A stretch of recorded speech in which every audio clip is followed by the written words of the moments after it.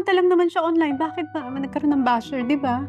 Siguro ang dami rin kasing mga critic talaga online and 'pag may narinig na mali, sisitahin ka, ang taray ko daw sa livestream. Eh, ang ginagawa ko lang naman, Ate Tony, is magpakatotoo. Kasi nung first livestream ko, Ate Tony, sweet lang ako. Hindi ko pinapakita yung mga halakhak ko na sobra, hindi ako sumasagot sa mga comments na nakikita ko parang binabash ako.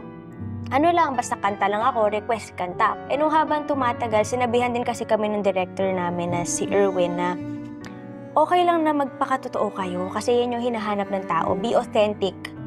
So ang ginawa ko, naging ako, pinakita ko yung pagkakulit ko, yung pag magkamali okay lang. Pero nung parang nakikita nila yun na parang nagkakamali ako, bakit siya nagkakamali, ganyan, di ba dapat pinapractice yan?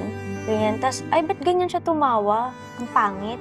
Ano ba yun? Ayusin mo nga. Tapos, pag kumakanta ako sa livestream, Ate Tony, minsan nakaganyan ako. Minsan nakataas yung paa ko na parang lalaki. Ayaw nila. Maraming may ayaw, marami ding may gusto. Maraming may nakakatanggap sa akin. Pero nagtataka lang ako, bakit kaya ayaw nila ng change?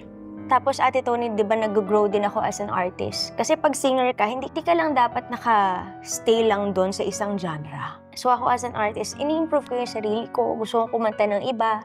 Nung nag-start ako kumanta ng mga rock, parang, ay, hindi na siya sweet girl. Ay, ba't siya nagbago? Nagda-drugs na ba siya? Oh my gosh, na ano. Nung nakita ko yun, masakit. Ano yung masakit na nakita mo? Nasabihan akong, nagda-drugs ka.